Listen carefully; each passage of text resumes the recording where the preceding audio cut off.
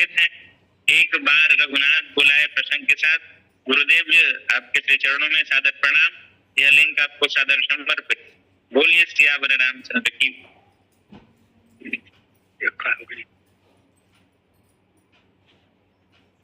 चंद्र भगवान की जय, वीर बजरंग बली की जय, भूत भावन भगवान की जय, श्री गोस्वामी जी महाराज की जय, श्री गुरुदेव भगवान की जय। नारायणं नमस्कृत्य नरं चैव नरोत्तमं देवीं सरस्वतीं व्यासं ततो जयमुदीरयेत्। वंशी विभूषित करान्नवनीरदावात् पीताम्बरधरुण बिम्ब फलाधरोष्ठात् पूर्णेन्दु सुन्दर मुखाद् अरविन्द नेत्रात् हस्तात् परम किमपि तत्त्वमहं न जाने। त्यक्त्वा सुदस्तज्य सुरेक्षित राज्य लक्ष्मीं धर्मिष्ठ आर्य वचसा यदगादरण्यम् मायामृगं दैत एक्षित मन्वधावद् वन्दे महापुरुष ते चरणारविन्दम्।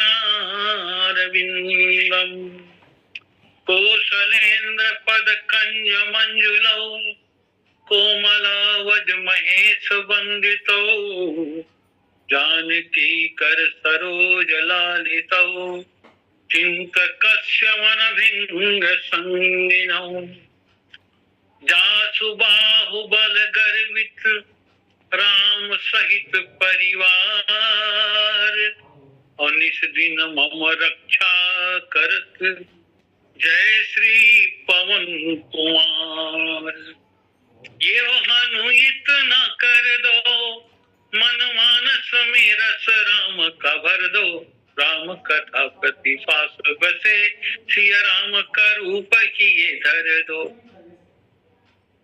लेखनी तुलसी की मसी और अक्षर शंकर मानस की पूजी प्रेम की मूरत भाव भरत आशीष सिया कर पंकज दे। पूजी प्रेम की मूरत भाव भरत आशीष सिया कर पंकज के। बोलो भक्तवत्सल भगवान की जय। इस राम कथा सत्संग लिंग से जुड़े हुए सभी संत जन विज्ञ जन विप्रजन राम कथा के श्रोता भक्तजन राम कथा के वक्ता समस्त आजन मातृशक्ति और आज के संचालक हैं हमारे युवराज भाई। आप सबको अत्यंत प्रीति और विनम्रता पूर्वक अपना प्रणाम निवेदन करता हूँ। और आइए एक बार रघुनाथ बुलाए गुरु द्विजपुर वासी सब आए। तो स्वामी जी उत्तरकांड में लिखते हैं कि भगवान श्री राम एक बार समस्त अपने नागरिकों को एक बृहद सभा बुलाई। क्यों बुलाई? ये अपने मन की बात करना चाह रहे हैं। राम जी राजा हैं, राजा अपने मन की बात अपने प्रजा से करना चाहते। दूसरी बात देखो, ये ईश्वर का दरबार है। ये रघुनाथ बुलाए यानी भगवान साक्षात भगवान ही बुलाए। ये अवध के राजा ने नहीं, ईश्वर राम ने बुलाया है। भगवान अपना देखो कहा तो आई उन्होंने कि अति प्रिय मोहि यहाँ के बसे। यहाँ के लोग मुझे अत्यंत, और कोई भी व्यक्ति अपने प्रिय व्यक्ति से अपना रहस्य नहीं छुपाता, क्योंकि अयोध्या की प्रजा भी उसी प्रकार भगवान श्री राम पर समर्पित है। इसलिए भगवान ने कहा बुलाए इनको। किसको बुलाया? वो सबको बुलाया। गुरु द्विज पूर्ववासी सब आए। भगवान श्री राम ने सबका आह्वान किया, आप सब। अच्छा, बैठे कैसे? तो देखो क्रम गोस्वामी जी लिखते, बैठे गुरु मुनि अरु द्विज सज्जन।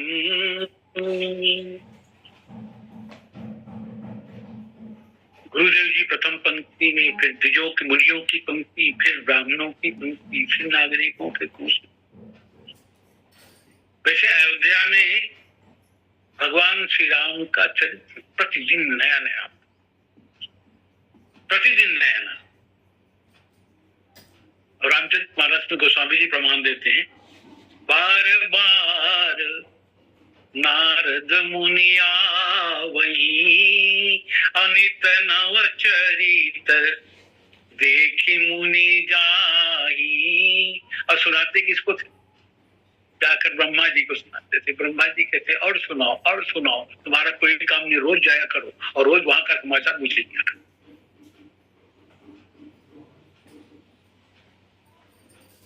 राम जी क्यों बुला रहे हैं? तो किसी संत ये कहते हैं कि भगवान इन सबको मुक्त करना चाहते हैं, इन सबको मोक्ष देना चाहते हैं, और मोक्ष बिना ज्ञान के संभव नहीं। रीते ज्ञानान मुक्ति लिखा है, बिना ज्ञान के मुक्ति नहीं। इसलिए भगवान भी चाहते हैं कि वेद मर्यादा की भी रक्षा हो। भगवान मुक्त तो कर सकते, उनके लिए किसी वेद मर्यादा का पालन करना आवश्यक नहीं है, लेकिन भगवान चूंकि वेद उनकी बनाई हुई है, मर्यादा उन्होंने बनाया है, इसलिए वेद मर्यादा का पालन करने के लिए भगवान सबको, और सब बड़ी उत्सुकता से जा रहे हैं, क्योंकि राम जी बुलाए और पहले बार बुलाए, और सब आपस में पूछ रहे हैं एक साथ कैसे बुलाया सबको। इसके पहले कितने राजा हुए, किसी ने नहीं बुलाया, और यही क्यों बुला रहे हैं? सब जब आ गए, सब बैठ गए, तो भगवान ने अपना भाषण शुरू किया। भगवान ने कहा, हे अवधवासियों, मैं जो कुछ कह रहा हूं ममत्ववश कह रहा हूं, तुम पर मेरी ममता है, तुम लोग मेरे अपने हो, अभिमानवश नहीं कह रहा हूं, न तुम्हें बाध्य कर रहा हूं कि मैं जो कुछ कह रहा हूं उसको तुम लोगों को मानना ही पड़ेगा। ऐसी बाध्यता भी नहीं है। नहीं अनीति नहीं कछु प्रभुताई, और सुनहु करहु जो तुम ही सुहाई। क्या स्वतंत्रता दे रहे पब्लिक, अपने पूर्ववासियों को भगवान। जहां मेरी कोई प्रभुता नहीं है, मैं राज्याध्यक्ष हूं इसलिए कह रहा हूं, शासन तुम्हारे पीछे लगा है ऐसा इसलिए कह रहा हूं, ऐसा। और अनीति, तुम सुनो, तुम्हारी मर्जी है तो करना, नहीं तो वही करना जो तुमको अच्छा लगे। सुनो करो जो तुम ही सुहाई, जो तुमको अच्छा लगे वही कर। भगवान स्पष्ट कर देते हैं कि अयोध्या मेरी जन्मभूमि है, तुम मेरी प्रजा हो, इसीलिए इसे मेरी आज्ञा भी मत समझना। ये कोई जबरदस्ती तुम पर थोपा नहीं जा रहा है, मेरी बात ही मानना है ऐसी बाध्यता नहीं है, इसमें कोई राजाज्ञा नहीं है। यद्यपि आप सब मुझे अत्यंत प्रिय हो, भगवान स्वीकार करते हैं, अति प्रिय मोहि यहाँ के बासी, मम धाम दा पुरी सुख राशि। तुम लोग मुझे अत्यंत प्रिय, और ये पूरी जो मेरा धाम है ये तो सुख का खजाना ही है, यहाँ तुम लोग हो ही। पर मेरी एक बात सुनो, सिर्फ सुनो और करो वही जो तुमको अच्छा लगे। सोई सेवक प्रियतम मम सोई, मम अनुशासन माने जोई।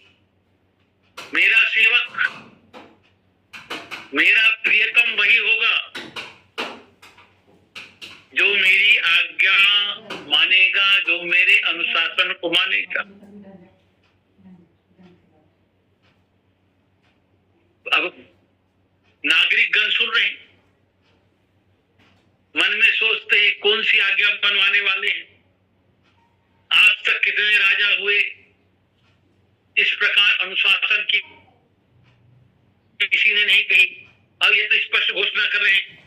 पर प्रजा, बेचारे तो प्रजा है, राजा को देख के डरते ही हैं। कहा प्रभु आपके अनुशासन का पालन करना हम लोगों को सौभाग्य की बात है।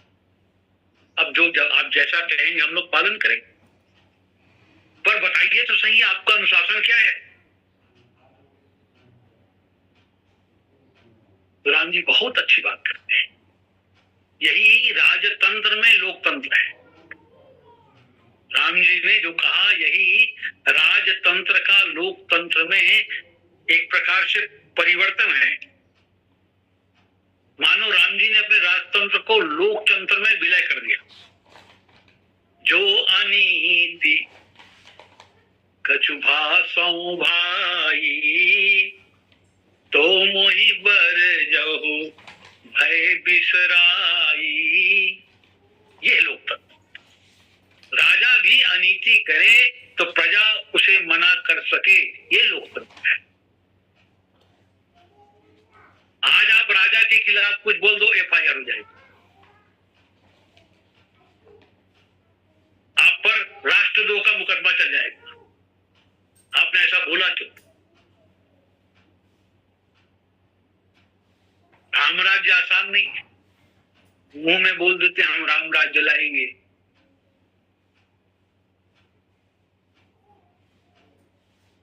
ऐसा कोई राजा तो हो जो कहे खड़ा हो के जो अनीति कछु भाखों भाई, अतो मोहि बर जाओ भय बिसराई। ये राजाज्ञा नहीं, भय मुक्त राज्य, जहां कोई भय, जिस राज्य में ऊंच नीच का भेद नहीं, पर नीति अनीति का भेद है। और ये कैसे राजा जो सबको भाई थे। जो अनीति कछु भाषौ भाई, समस्त को भगवान श्री राम कहते हैं आप मेरे भाई जैसे। भगवान राम की उदारता, यहाँ भगवान अपने आप को खोल रहे हैं कि देखो मैं ही तो भगवान हूं, अपना रहस्य खोल रहे हैं। गोस्वामी जी इसीलिए कहते हैं ऐसो को उदार जग माई, ऐसो को उदार जग माई, बिनु सेवा जो द्रवै दीन पर, राम सरिस को नाही ताही उदार जग माई। ऐसा लोकतंत्र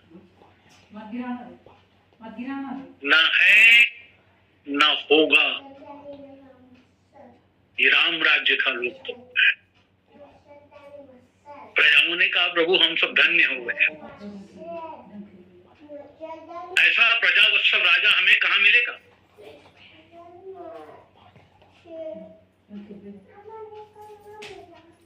ताली बजाने लगे, जय जयकार करने लगे। राम जी ने कहा अभी ताली मत बजाओ, पूरी बात सुनो। आधी अधूरी बात में ताली बजाने की आदत हो गई है, पूरी बात सुने बगैर ताली मत बजाओ।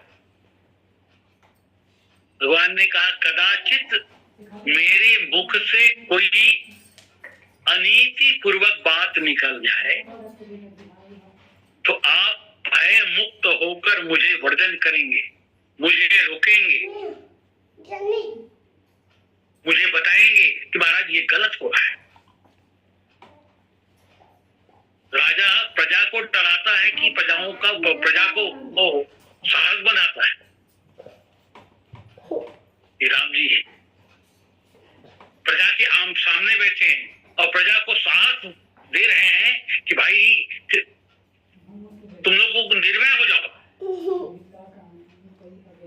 और ये विश्वास दिला रहे हैं कि आपका राजा आप लोगों के लिए अत्यंत सहज है, अत्यंत सुलभ है, अत्यंत सरल है। आपके बातों को महत्व देगा। आप मेरी बातों को महत्व दें या ना दें, लेकिन मैं आप लोगों की बातों को महत्व दूंगा।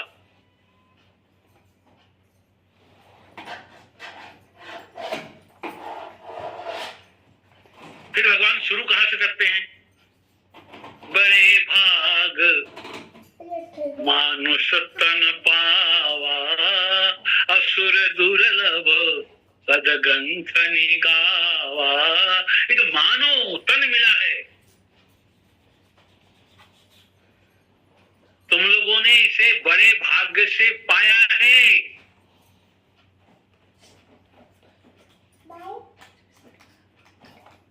बड़े भाग, मानव का तन बहुत भाग्य से तुम लोगों ने पाया है। सारे वेद देवता सब ये कहते हैं ये दुर्लभ है।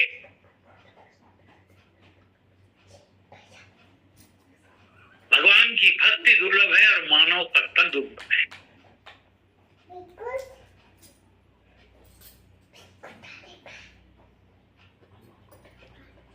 बड़े भाग्य से मिलता है, भाग्यशालियों को मिलता है। ये मानव तन देवताओं तक को दुर्लभ है।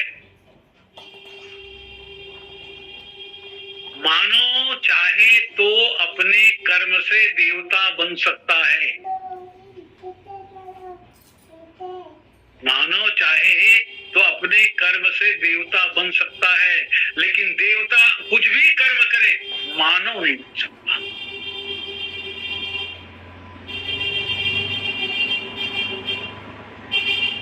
देवता तो सिर्फ भोग योनि है।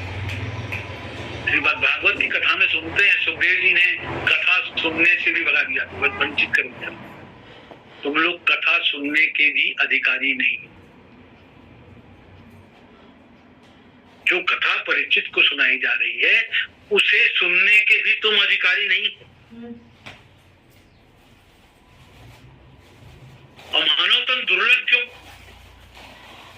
जब भगवान ने सृष्टि का निर्माण किया तब अनेक शरीर बनाए, अनेक योनियां बनाई, बनाते जा रहे हैं भगवान, लेकिन भगवान को प्रसन्नता नहीं हुई। और जब मानव बना दिया, एक मनुष्य बनाया, तो भगवान बड़े प्रसन्न हो कि अब ये मेरी रचना सफल होगी। भगवान के मुख से निकल गया वाह। संस्कृत में शब्द है अलम अलम अलम। ये बहुत ही अच्छा है। क्यों अच्छा है? भगवान इस मानव शरीर पर मुग्ध क्यों है? क्योंकि इस मानव शरीर के पास एक अद्भुत चीज है जिसको कहते हैं बुद्धि। अन्य शरीर, अन्य योनियों के पास बुद्धि नहीं है। वो वाली बुद्धि नहीं है। कौन सी बुद्धि? सबके पास है, पर जिस बुद्धि से ईश्वर प्राप्त किया जा सकता है वो बुद्धि सिर्फ मानव के पास है।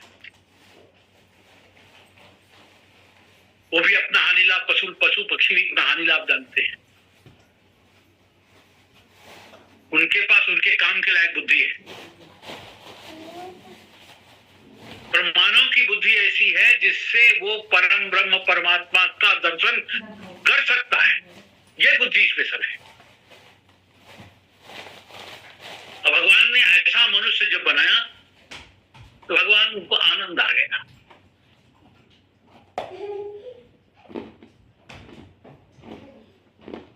ये शरीर बहुत जन्मों के बाद मिलता है। 84 लाख योनियों के बाद मिलता है ऐसा नहीं है।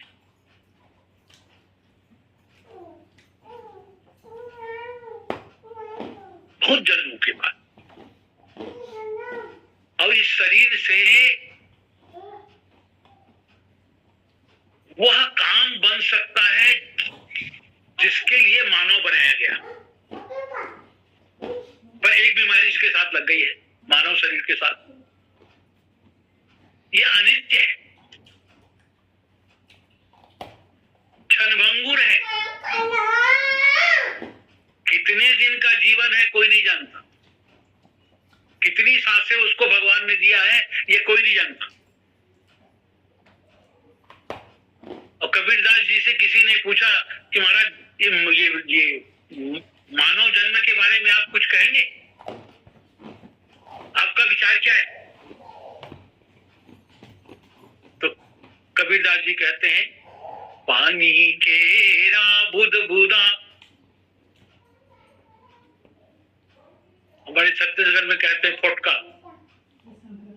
पानी केरा बुध बुदा समानुष की जात, देखत ही छुप जाएगा जो तारा प्रभात। सुबह हुआ, रात्रि में दिखने वाला तारा कहाँ गया? ऐसे ही ये मानव के शरीर की स्थिति है।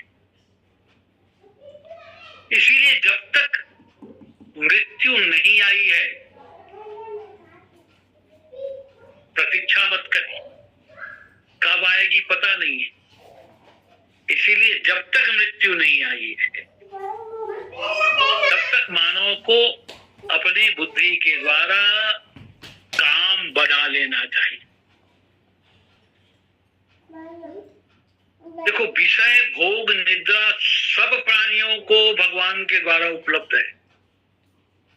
पशु पक्षी भी सोते, उन्हें भी भोग मिलता है, वो भी विषयों का आनंद लेते। पर मानव के पास एक स्पेशल चीज है, आहार निद्रा भय मैथुनानि समानी च एतानि निनाम पशूनां ज्ञानम नराणाम अधिको विशेषो अज्ञानी नहीं न पशु भी समान। ज्ञान एक स्पेशल चीज, और जिसको मिला तो सबको है, पर कोई जब इसका उपयोग नहीं करता, अपने ज्ञान का, अपना बुद्धि का उपयोग नहीं करता, तो इस श्लोक के रचयिता ने कहा कि वो नर नहीं है, फिर मनुष्य नहीं है, पशु है। इसीलिए मानव तन दुर्लभ है। देवताओं का शरीर भोग शरीर है, देवता भी शरीरधारी भोग शरीर है, पर मनुष्य का शरीर मोक्ष शरीर है, क्योंकि इसी को कहा गया है ये साधन धाम है। देव शरीर कल्पांत तक बंधन है उसके लिए, और मानव शरीर मोक्ष का द्वार है। मानव शरीर यानी मोक्ष के दरवाजे पे खड़ा हो जाना। अब दरवाजे पे खड़ा होने के बाद अब अंदर जाएं कि ना जाएं, एक दरवाजा का अर्थ होता है एक कदम आगे बढ़ाओ तो उस पार, अब एक कदम पीछे हटाओ तो इस पार। अब आपको मोक्ष की ओर जाना है कि नहीं जाना है, कि भोग की ओर जाना है, ये मानव के ऊपर निर्भर है। बस एक पग की बात है।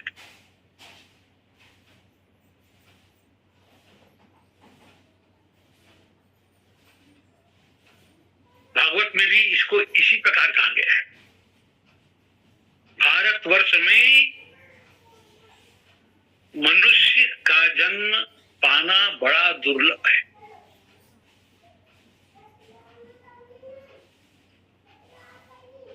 देवताओं को भी वांछनीय है, वो भी चाहते हैं भगवान से हमको मानव बना दो, भगवान से प्रार्थना करते रहते। रामचरितमानस में ये देवता रावण को भगवान ने जब परास्त कर दिया तो लंका के युद्ध में भगवान की जय हो गई, तो देवता भगवान के पास आ गया और भगवान को कहने लगे, प्रभु हमारा देवता वाला जीवन धिक्कार नहीं हो गया है, इसे धिक्कार है। क्यों?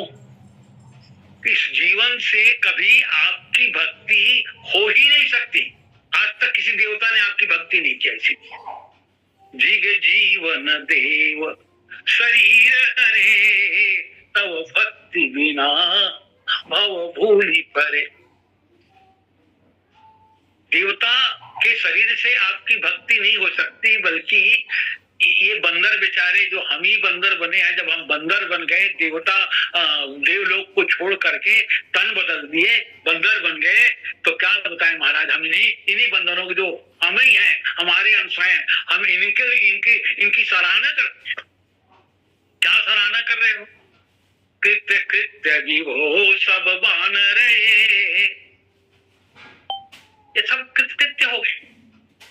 कृत्य कृत्य विभो सब बानर, फायदा क्या हो रहा है? युवाओं को निरखंती तवानन सादरे, आपके मुखड़े को निरंतर देखते हैं। अब कब से देखते हैं? 18 पदम बानर जहां बैठे, आखिरी में बैठा हुआ व्यक्ति भी भगवान को देखता है। वो बिल्कुल नहीं कहता मैं आखिरी में बैठा हूं, मुझे भगवान नहीं दिख रहे।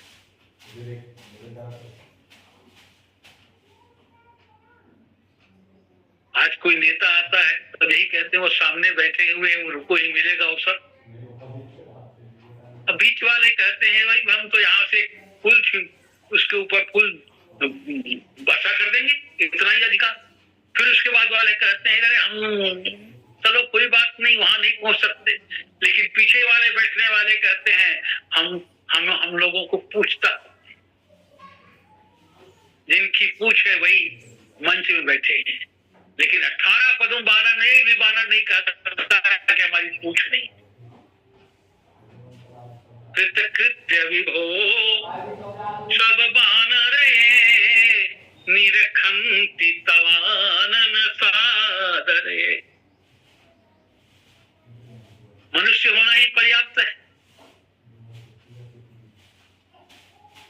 रामचरितमानस में गोस्वामी जी कहते हैं मनुष्यों में भी द्विज हो, द्विज में भी ब्राह्मण हो। मनुष्यता, द्विजता और ब्राह्मणत्व, इनका तिरस्कार जो कर लेता है वो अपने स्वार्थ से भी और परमार्थ से भी हाथ धो बैठता है। और परमार्थ क्या है? सखा परमो परमार्थ ये हो, अमन क्रम बचन राम पद ने हो। मन क्रम वचन राम के चरणों में प्रेम, यही परमार्थ है, दूसरा कोई परमार्थ नहीं है।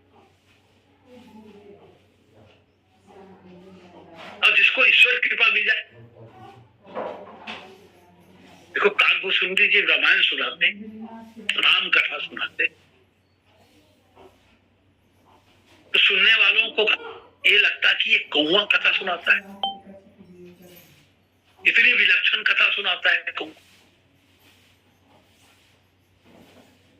क्या अद्भुत बात है। गोस्वामी जी से पूछा महाराज, तो गोस्वामी जी ने कहा कथा सुनाते हुए कौवा दिख रहे हैं, कौवा शरीर दिख रहा है, पर कथा कौन सुना रहा है वो नहीं दिख रहा है। कोई महाराज कौन सुना रहा है? अरे इसके अंदर भी कोई बैठा है, इस कौवा के अंदर भी कोई बैठा है, वो कथा सुना रहा है। कौन कथा सुना रहा है? तो जो भुसुंडी मन मानस हंसा, जो भुसुंडी जी के मन में हंस के रूप में बैठा है, वो प्रभु कथा सुना रहा है।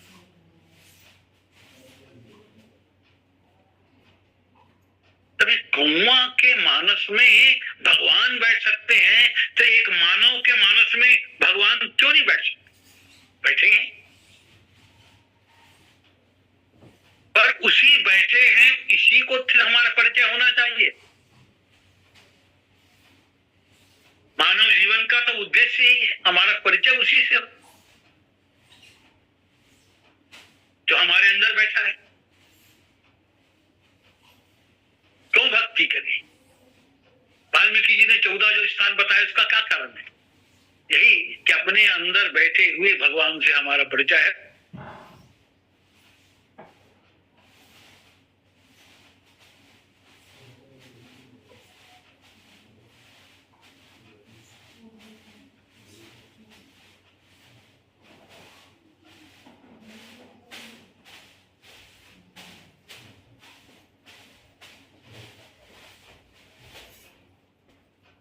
क्योंकि मानव शरीर साध्य नहीं है, ये अंतिम मंजिल नहीं है, ये वास्तव में साधन है। साध्य तो भगवान ही है। इस शरीर से भगवान को प्राप्त करना है, पर यहां आके हम अनर्थों के मूल, समस्त अनर्थों का मूल क्या है? अर्थ ही है, धन ही है। सबको बीमारी लग जाती है, ऐसा कोई नहीं है जिसको ये बीमारी न लगे, धन वाली। जीवन भर इसी चक्कर में पड़े रहते हैं, और धन कमाते कमाते, हाय हाय करते करते पूरा जीवन बीत जाता है। विवाह करो, संतान पैदा करो, धन इकट्ठा करो, और सब किया, और जब मरते हैं तब कष्ट से मरते हैं, और वो भी जितना कमाए सब यही छोड़ जाते हैं, तो साथ बन जाता। और उसी के लिए पुनः पैदा हो जाते हैं। हमने जो कमाया उसको हमने खाया ही नहीं, हमारी वासना हमें जन्म दे देती है। गोस्वामी जी विनय पत्रिका में कहते हैं, हरि तुम बहुत अनुग्रह किन्नो, हरि तुम बहुत अनुग्रह किन्नो, साधन धाम विविध दुर्लभ तनु, मोहि कृपा करि दिन्नो, हरि तुम बहुत अनुग्रह किन्नो। जितने ग्रंथ हैं सब में इस मानव देव की प्रशंसा ही है। उत्तरकांड में और कहा गया, नरक स्वर्ग अपवर्ग निसेनी, अज्ञान विराग भगति सुख देनी। अभी अपवर्ग की बढ़िया चर्चा नरसिंह साहू जी कर रहे हैं।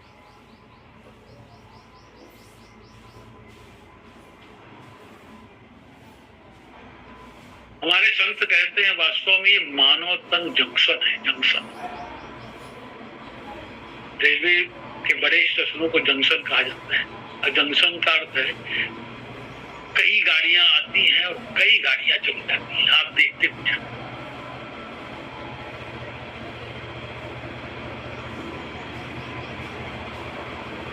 मानव तन से भी, मानव तन भी एक प्रकार का जंक्शन है। इसी मानव तन से विभिन्न लोगों के लिए गाड़ी छूटती है।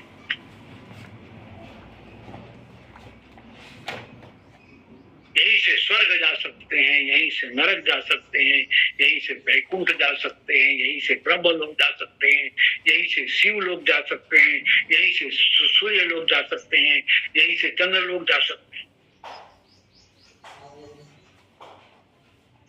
अब जहां जाना चाहते हैं, पूरी स्वतंत्रता है कि आप जहां जाना चाहे जा सकते हैं। सब साधनों का घर मानव शरीर है, मोक्ष का दरवाजा है, मोक्ष का द्वार। मोक्ष का दरवाजा बाहर मत खोजिए, मंदिर में नहीं है, मस्जिद में नहीं है, गंगा जी में नहीं है, प्रयाग में नहीं है, इसी मानव शरीर में है। समस्त साधन यही, अन्यत्र कहीं भटकने की आवश्यकता नहीं है। उसके लिए भी आप कुछ उठे, चाहे निर्गुण साधना करो, चाहे आप सगुण साधना करो, चाहे भूत प्रेतों की साधना कर लो, चाहे तंत्र मंत्र की साधना कर लो, चाहे काम की साधना कर लो, चाहे मोह की साधना कर लो,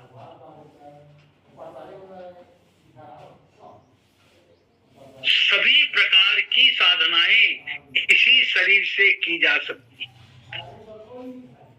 और शरीर के बिना ये किसी प्रकार की साधना नहीं हो सकती। तनु बिनु वेद भजन, तनु बिनु भजन वेद नहीं बनता। अब आपको चुनाव करने की भी स्वतंत्रता है, क्योंकि भगवान ने आपको स्पेशल चीज दी है, वो है बुद्धि। अब आप अपने बुद्धि के द्वारा चुनाव करिए कि आपको क्या चाहिए, आप क्या करना चाहते। विवेक का प्रयोग कर।